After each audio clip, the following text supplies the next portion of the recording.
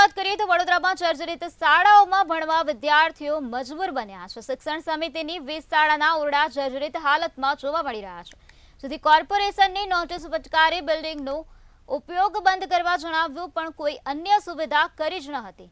શિક્ષણ સમિતિ પાસે કોઈ અન્ય વિકલ્પ ન હોવાથી બાળકોને જર્જરિત શાળાઓમાં અભ્યાસ કરાવવામાં આવી રહ્યો છે। શિક્ષણ સમિતિ પાસે એટલું ફંડ નથી કે નવા ઓરડા બનાવી શકે, અને તેની સાથે જ બાળકોને ક્યાં બેસાડવા તે મોટો સવાલ ઉઠ્યો છે।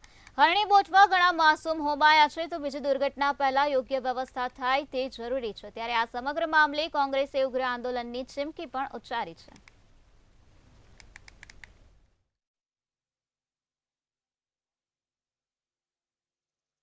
10 થી 12,000 વિદ્યાર્થીઓના ભવિષ્યનો સવાલ છે।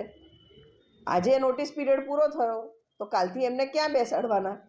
ને હવે જ્યારે તમે પોતે જ કહો છો કે આ રિસ્કી છે, ભયજનક સ્કૂલ છે, એનું સ્ટ્રક્ચરલ સ્ટેબિલિટી નથી, સેફટી નથી, તો ત્યાં તો તમે કોઈ સંજોગમાં બેસાડી ના શકો। તો વૈકલ્પિક વ્યવસ્થા કરવાની તમારી ફરજ છે, કારણ કે આ 10,000 કે 12,000 જે વિદ્યાર્થીઓ તમારા છે એમનું ભવિષ્ય સાથે તો ચેડા ના જ થવા જોઈએ।